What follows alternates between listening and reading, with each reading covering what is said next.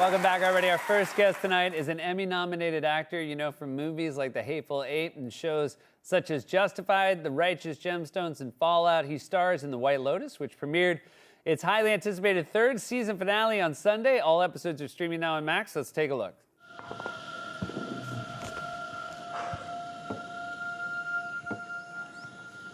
What is it? He's here. Who? Just insulted my mother. Forget about him. Okay? You're free. Remember? You're over it. How can I get over everything he's taken from me? He took my whole life. Please welcome back to the show, the one, the only, Walton Goggins, everybody.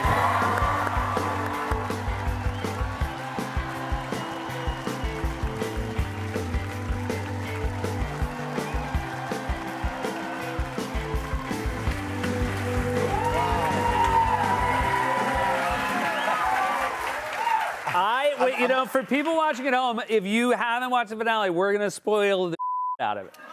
So that's just for people. I'm sorry. Seth dies. I die. It was weird. I'm alive.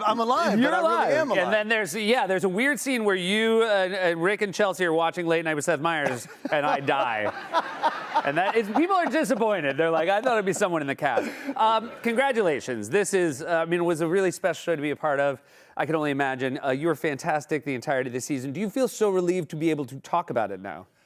I do. You know, I've been sitting on the reality of this experience for a year and a half, and I read this story a year and a half ago, and I read that scene much like the people that watched it last night, you know, for the first time, and I was affected in such a visceral way then, and understanding that was the top of this Mount Everest, and that's where this journey was ultimately going to end, and it was.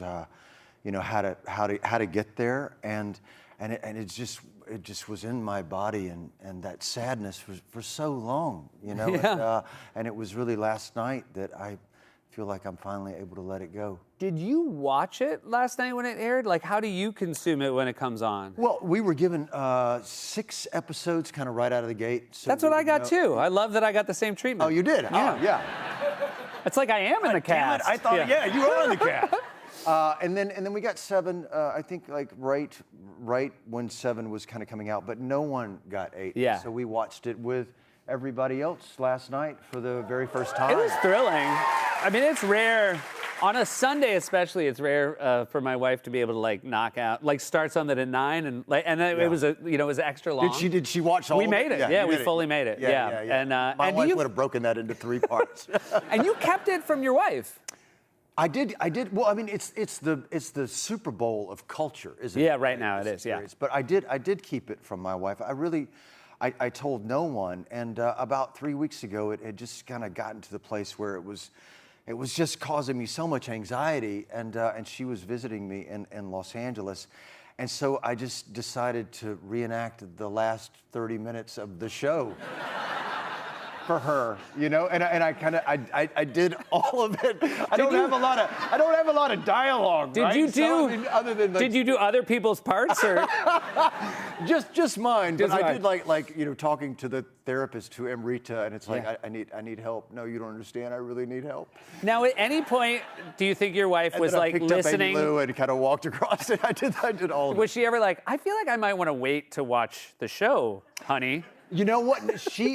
She decided. No, she said. You know what? You got to do this, and you withheld it from me for so long. And the thing that in that moment, what was so I think cathartic for me was she started to cry, and she got wrapped up in these people and in this moment, and understood what that last moment was. You know, and this walking with Chelsea in Rick's arms, and that he would have walked to eternity. You know, he would have walked for eternity. And I read there's no table reads for this show.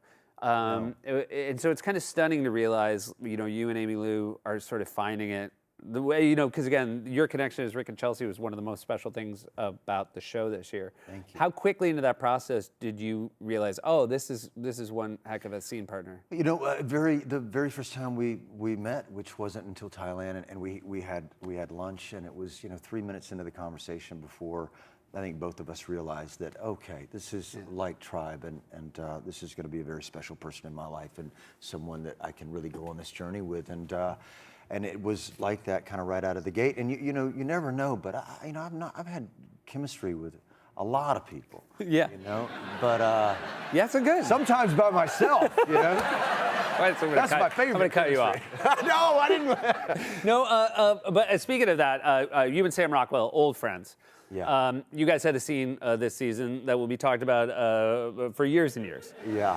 Sam's putting on a masterclass, right? It is a monologue. I can't imagine it in anyone else's hand. You, though, they should teach in acting school the adage that so much of acting is reacting, because the way you are listening is equally as riveting as the way Sam is talking.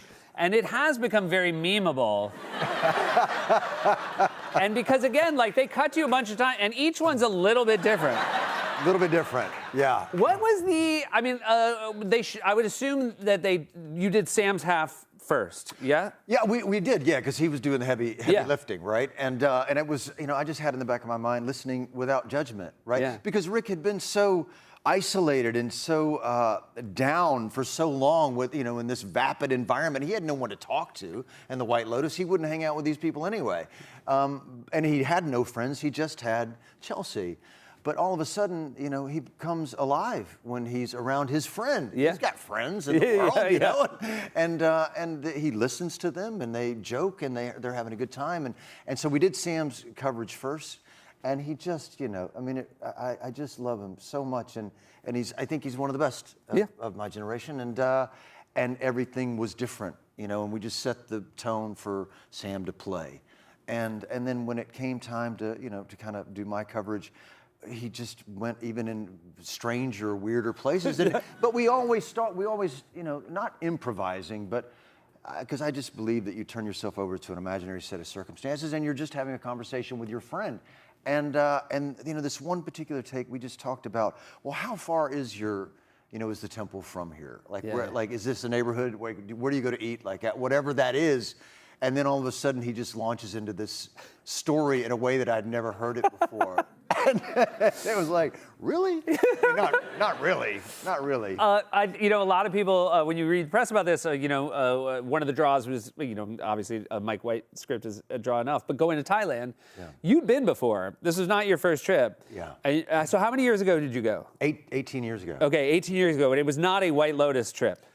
No. It was not a White Lotus trip, but it was, I had a very traumatic thing that kind of happened in my life, and I went there looking for something very similar to what Rick Hatchett went there looking for, and not revenge. I was just looking for a peace and some really good Thai food. Yeah. But I landed in Bangkok. That was the beginning of like a 2.5 month Southeast Asian tour. I landed in Bangkok first. And I've picked this hotel. This was before smartphones or anything like that. And my last night of filming, very last night of filming, pulled up to this dock and recognized, I know this place. Oh my God, that's the house that the hotel room that I stayed in. That was my balcony 18 years ago. So this is where you stayed 18 years ago. Not a White Lotus property. Right. No, but I prefer this. I get it. Yeah. Well, I feel like in the show, I believe Rick, the character you played, has stayed in more of these than White Lotus. Absolutely. Where do you, obviously, Rick's a bit of a cipher. We don't know a ton about him. Yeah. Did you pull?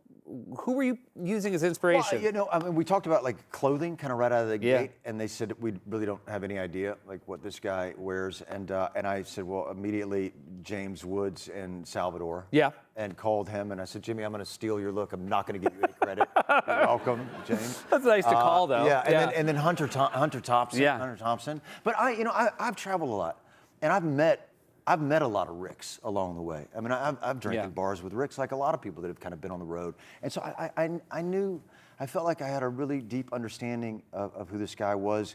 And because of the thing that had happened in my own life, I had real empathy for his journey. You, It means a lot to me. it was, I mean, it was both, you know, to go from White Lotus right into Righteous Gemstones. I mean, again, it's really funny. Yeah.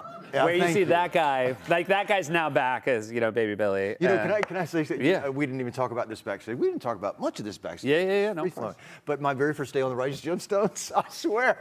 I mean, I'd only come home for 4 hours Yeah. from Thailand, stopped in the apartment for 4 hours, got on another plane, went right into a wardrobe rehearsal.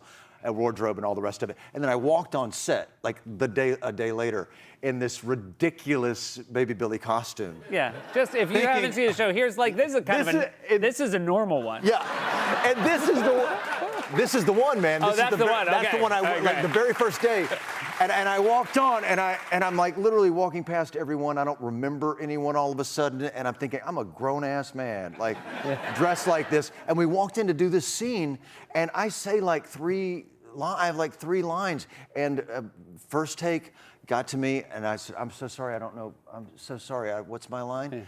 This happened like 4 or 5 takes in a row, and I looked at Danny. I said, "I told you, man. Like it's going to take me a while." And he said, "You got this." And you do, right? I mean, you got this, right? Like you really got this. And Oh, I he said, was saying, "You "I got it." this?"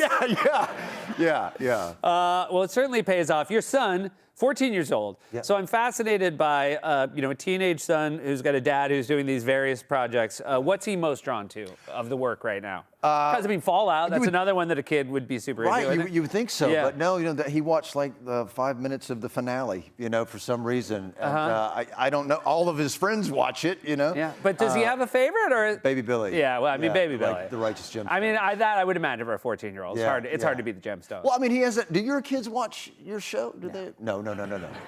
They're all pretty hardcore Republicans.